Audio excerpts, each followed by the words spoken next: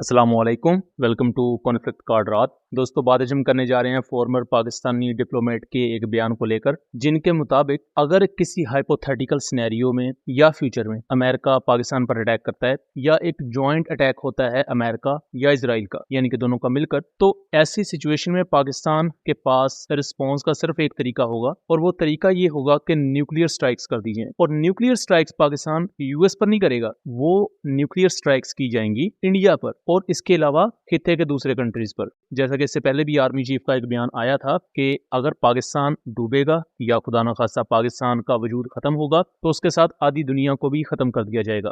तो इस बयान के बाद इंडियन साइड पर बहुत ज्यादा तनकीद हो रही है। गोदी मीडिया तो मुकम्मल शुरू हो चुका है कि पाकिस्तान ने इंडिया को तबाह करने की तैयारी कर दी है। वो मतलब करेंगे लेकिन आराम से। जिस पाकिस्तानी डिप्लोमेट की मैं बात कर रहा हूँ, इनका नाम है अब्दुल बासित। इससे पहले 1985 से 88 के दरमियान ये मॉस्को में पाकिस्तानी डिप्लोमेट के तौर पर रह चुके हैं, फिर यमन में रह चुकी हैं, यूनाइटेड नेशन यानी कि न्यूयॉर्क में भी इनकी तैनाती रह चुकी है, स्विट्जरलैंड, यूके। उसके बाद ये जर्मनी में एम्बेसडर रहे पाकिस्तान के 2012 से 2014 के दरमियान। इंडिया में ये पाकिस्तानी हाई कमिश्नर के तौर पर तैनात रहे हैं 2014 से लेकर 2017 के दरमियान। उस दौरान पाकिस्तान और इंडिया के दरमियान जितने भी क्लैशेस हुए, एलओसी पर जब भी सिचुएशन खराब होती रही है, तो इनका बहुत ज्यादा कलीदी रोल रहा है, क्योंकि इंडिया में पाकिस्तानी हाई कमिश्नर और पाकिस्तान में इंडियन हाई कमिश्नर, इनका काम ही ये होता है कि दोनों कंट्रीज के दरमियान डिप्लोमेटिक रिलेशन को बहाल रखना। दोनों कंट्रीज के दरमियान जो एक फॉर्मल लाइन ऑफ कम्युनिकेशन या फॉर्मल लाइन ऑफ कन्वर्सेशन होती है, आप कह लें, वो ये आपके हाई कमिश्नर होते हैं।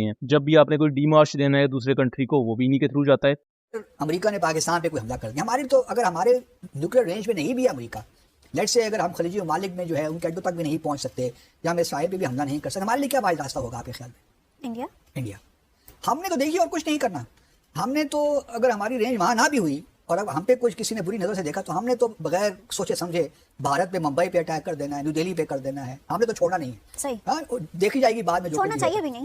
अगर हमारे पास और कोई रास्ता नहीं होगा, अगर अमेरिका हमारे कोई हमला करता है, जो कि नामुमकिनात में से मैं फिर वही कह रहा हूँ, लेकिन ये बात जान लेनी चाहिए तमाम दुनिया को कि अगर खुदा ना खासा पाकिस्तान पे किसी ने बुरी आंख से निकाल डाली, इस वक्त हमारी रेंज में अमेरिका भी नहीं और ना इसराइल है, लेकिन अगर कोई सूरत हाल ऐसी डेवलप होती है तो पाकिस्तान के पास और कोई ऑप्शन नहीं होगा कि वो भारत में जहाँ उसका दिल चाहता है हमला करेंगे। तो इससे बेसिकली जो इनका बयान है कि पाकिस्तान जवाब में एक इरेगुलर अटैक करेगा, यानी कि अगर अटैक तो यूएस की तरफ से हो रहा है तो इंडिया को पाकिस्तान तबाह कर देगा, ये न्यूक्लियर स्ट्राइक्स कर देगा। इसे कहा जाता है एसिमेट्रिकल डेटरेंस। नॉर्मल डेटरेंस ये होती है कि जी लेट्स सपोज इंडिया की तरफ से थ्रेट है, इंडिया हमें अटैक करेगा, हम जवाबी अटैक करेंगे। एसिमेट्रिकल थ्रेट ये होता है कि आपको एक जगह से अटैक आ रहा है, लेकिन उसी से रिलेटेड जो कई दूसरे एरियाज हैं जहां से अभी अटैक नहीं आ रहा, आप उनको भी स्ट्राइक करना शुरू कर देते हैं। ईरान के मामले में आप इस चीज को समझ सकते हैं कि ईरान ने डायरेक्टली अमेरिका पर अटैक नहीं किया, उन्होंने अमेरिका की जो बेसेस अरब मुल्कों में मौजूद है उनको अटैक किया।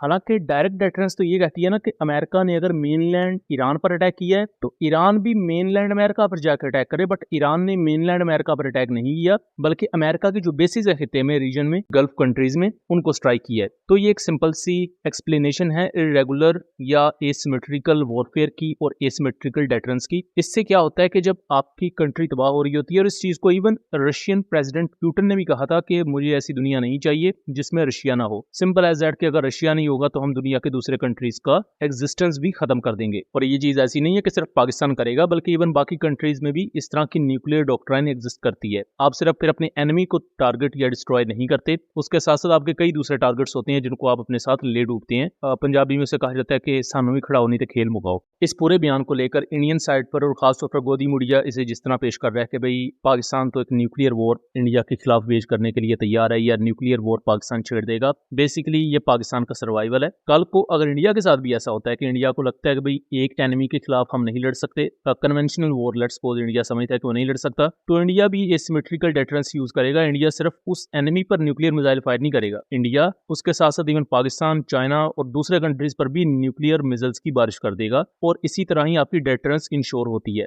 न्यूक्लियर वेपन कोई ऐसी चीज नहीं है जिसको आप चला के दिखाते हैं कि भाई ये देखो हमारे पास है, इसका होना ही सबसे बड़ी डेटरेंस है। यही वजह है कि वर्ल्ड वॉर 2 से लेकर अब तक कभी भी न्यूक्लियर वॉर नहीं हुई, क्योंकि सबको पता है कि न्यूक्लियर वॉर के क्या अंजाम होंगे, और अल्टीमेटली इसका नतीजा यही होगा कि सिर्फ वो दो मुल्क तबाह नहीं होंगे आपस में लड़ने वाले, बल्कि उसके साथ साथ कई दूसरे कंट्रीज भी सफाए हस्ती से मिट जाएंगे। सो इस बेसिक कंसेप्ट को पाकिस्तानी डिप्लोमेट ने इस प्रोग्राम में कहा, जिसको इंडियन साइड पर काफी प्रोपेगेट किया जा रहा है, लेकिन उनका प्रोपेगेट करना बनता भी है बिकॉज उनमें इस वक्त काफ़ी ज़्यादा होप है, ख़ासतौर पर ईरान ने जिस किस्म की रिटेलिएशंस लॉन्च की और जिस तरह इसराइल और यूएस को डरा के उन्होंने रखा हुआ है, और ये एक रियलिटी है। इंडिया इस चीज़ को इस तनाजुर में देखता है कि Iran being a Muslim country अगर इतना ब्रूटल जा सकता है तो कल को अल्टीमेटली है तो पाकिस्तान भी वैसी ही कंट्री। तो Pakistan being a nuclear nation, being a nuclear equipped state कितना ब्रूटल हो सकता है, और वो सिर्फ फिर उसके असरात इंडिया पर नहीं रहेंगे बल्कि उससे फिर इसराइल टू यूएस हर कोई फिर अफेक्ट होगा और वो नताइज फिर सबको भुगतने पड़ेंगे। सो दोस्तों, ये था एक एनालिसिस। उम्मीद करता हूँ चीज़ें क्लियर रही होंगी। वीडियो पसंद आई हो तो इसे ज़्यादा से ज़्यादा शेयर कीजिएगा ताकि इस तरह की मज़ीद इन्फॉर्मेटिव वीडियोस हम आपके लिए लेकर आ सकें। मिलेंगे अगली वीडियो में, तब तक के लिए अल्लाह हाफिज़।